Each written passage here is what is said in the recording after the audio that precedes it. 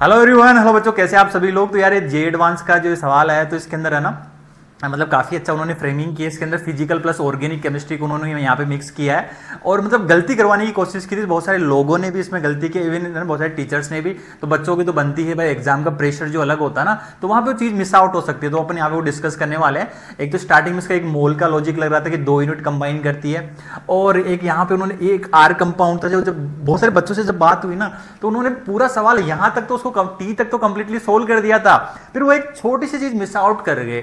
Okay, और उन्होंने product गलत निकाल दिया है ना। अभी देखते हैं कि इसको डिस्कस करते हैं। मतलब फ्रेमिंग काफ़ी अच्छी होती है, और क्योंकि ये सवाल आपको ऐसा लगेगा कि काफ़ी छोटा सा सवाल है, इजी था, बट ऐसा नहीं। ऑर्गेनिक है ना, इजी नहीं होती। एग्जाम का प्रेशर होता है, मॉलिक्यूल बड़े बड़े होते हैं। जब आप रफ में सोल्व कर रहे होते हो ना, वहाँ पे इतने सारे मॉलिक्यूल बन चुके होते हैं, तो अपने आप में वो एक डर सा फील होता है ना। वो इसलिए डर का माहौल बनाने के लिए इस तरह के सवालों की फ्रेमिंग की जाती है। तो अपन इसको डिस्कस करते हैं एक बार, है ना। और आप जरूर से बताना कि यस सर कि हमारा आंसर सही आया था, या इनमें से जो कुछ सिली मिस्टेक्स होने के चांसेस थे, तो क्या आपने वो मिस्टेक्स की थी, क्या उस ट्रैप में आप फंस गए थे। चलो देखते हैं, बात करते हैं ना।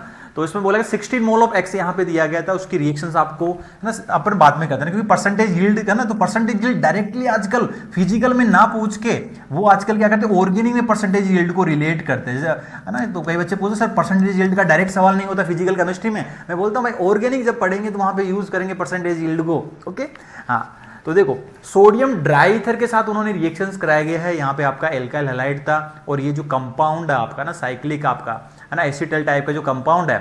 ओके, अब देखो सोडियम की 2 यूनिट इसके साथ है ना, तो फिटिक टाइप की रिएक्शंस होगी यहाँ पे।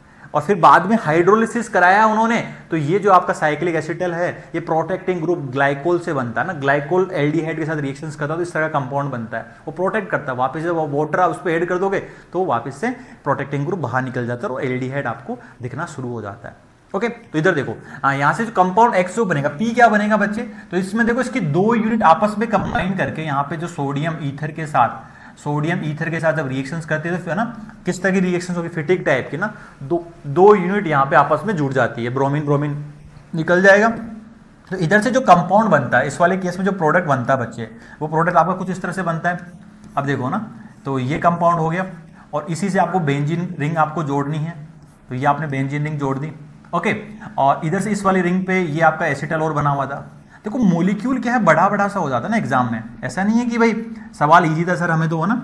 अब जब आप नोट्स में इसको लिखते हो ना, एग्जाम पेपर में जब लिखते हो ना, तो देखना अभी सॉल्यूशन आप देखना इतना बड़ा सॉल्यूशन हो जाएगा स्टेप बाय स्टेप लिखोगे तो ये कंपाउंड बना सोडियम ड्राई। अब जब आप इसका हाइड्रोलिसिस करोगे, तो इस कंपाउंड का जब आपने हाइड्रोलिसिस किया H3O+, तो इधर देखो यहां से वापस से प्रोटेक्टिंग ग्रुप बाहर निकल जाता है, तो एल्डिहाइड जनरेट हो जाता है। तो compound P form in this case will be that, तो कंपाउंड P जो बनेगा वो आपका बनेगा यहाँ पे एल्डिहाइड CHO ग्रुप।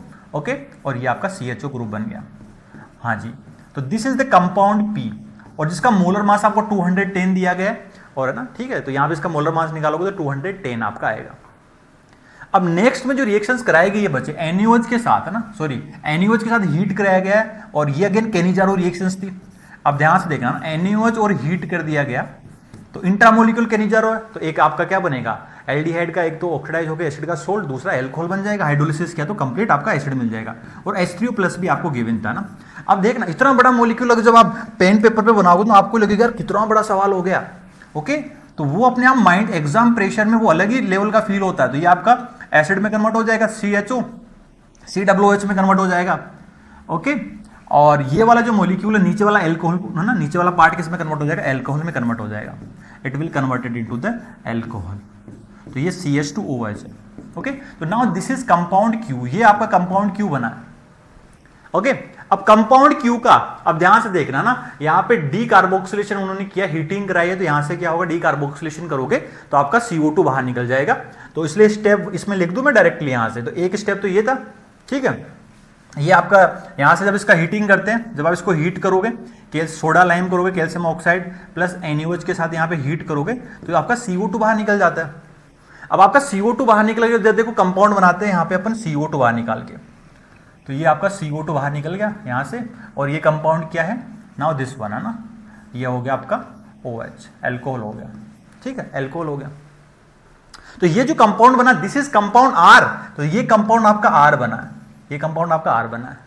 अब ध्यान से देखना, आर कंपाउंड की रिएक्शन PbR3 और ईथर के साथ कराई गई है, तो PbR3 के साथ जब इसकी रिएक्शंस करोगे ओके ईथर के अंदर, तो यहां से क्या बनेगा बच्चे, इट विल एल्कोहल किसमें चला जाएगा, alcohol will converted into the bromide, तो ये ब्रोमाइड में चला जाएगा, तो ये आपका ब्रोमीन है ना, CH2Br। तो दिस इज कंपाउंड टी, तो ये कंपाउंड टी आपको दिया गया, कंपाउंड टी आपको दिया गया। अब बहुत सारे बच्चों ने जो मिस आउट किया था, उन्होंने क्या कराया, अब देखो यहां पे फंसे थे बहुत सारे बच्चे, जो उन्होंने बोला कि सर ये मिस आउट करके जल्दबाजी में आर को उन्होंने नहीं पढ़ा। उन्होंने देखा ये सोडियम हाइड्राइड जो है, अब इधर देखना ध्यान से ना, इसकी रिएक्शन जब सोडियम हाइड्राइड के साथ आर कंपाउंड की रिएक्शन सोडियम हाइड्राइड के साथ करोगे तो ये है कंपाउंड ऐसे। कई बच्चों ने पता क्या किया था, Na+ और H- से सीधा उन्होंने अटैक H- का यहां पे करा दिया था, H- यहां पे ब्रोमीन को बाहर निकाल दिया, और वो मिस आउट कर गया कि आर क्यों दिया हुआ था, तो कंपाउंड एस उन्होंने डायरेक्टली यहां पे H लगा के बना दिया था। अरे भाई इसका कहने का मतलब है, आपने जिस स्टेप बाय स्टेप प्रोसीजर होता ना कि अपन क्या करेंगे, टी कंपाउंड था, टी कंपाउंड के अंदर पहले ये R+ NaH का मिक्सचर ऐड करेंगे। ओके ऐसा नहीं है कि भाई आप ना, ऐसा नहीं होता कि भाई टी के अंदर ये दोनों एक साथ है, step by step procedure, standard protocol है ये ऑर्गेनिक केमिस्ट्री के अंदर। भाई NaH इसमें ऐड किया होगा, फिर ये कंपाउंड एक बीकर में हमने लिया होगा, फिर इसके बाद में इसको इसमें ऐड किया गया होगा। ये बहुत सारे लोगों ने मिस आउट की थी ये चीज है ना, इवन है ना बहुत सारे टीचर्स ने जल्दबाजी में सॉल्यूशंस में मिस आउट कर दिया था। ओके हाँ, तो वो जल्दबाजी, वो प्रेशर एग्जाम का है, जल्दबाजी सॉल्यूशन में है ना, सबसे किसी से भी मिस आउट हो सकती है, इसलिए रिलैक्स होकर सवाल को करना था। हाँ, अब तो इसका मतलब क्या है, NaH क्या करेगा, NaH यहां से H- क्या होगा, बेस होता है, तो H- तो आपका R जो कंपाउंड था, R अपन ने बनाया था, यहां से इस H को बाहर निकालेगा, तो इधर जो कंपाउंड बना बच्चे, compound form in this case will be, तो आपका ये कंपाउंड जो है C डबल बॉन्ड O, और ये कंपाउंड हुआ आपका, मैं इस साइड लगा दूं उसको, यहां से आपका OH- है ना, O-, ठीक है, उसको मैंने उस तरफ कर दिया। तो ये कंपाउंड जो मिस आउट किया था R और NaOH, ये वाली कहानी थी। अब इसको जब आप अटैक कराओगे, जब आप इसका अटैक कराओगे यहां पे, तो ये बाहर निकल जाएगा। अब देखो नेक्स्ट स्टेप में आप देखोगे ना ध्यान से, इस तरह से प्रोसीजर होगा, और फाइनल कंपाउंड S जो बनेगा, final compound S form in this case will be that. तो ये कुछ इस तरह से न्यूक्लियोफिलिक सब्स्टिट्यूशन आपकी हो जाएगी, और ये आपकी यहाँ पे बेंजीन रिंग है, ऊपर बेंजीन रिंग है, ठीक है, और ये बेंजीन रिंग था, यहाँ पे आप लगाओगे ऑक्सीजन है, ठीक है, और अगला जो कंपाउंड लगाओगे उसमें ऐसा कुछ होगा, एक कार्बन और लगाना आपको ना बीच में, सही से है ना।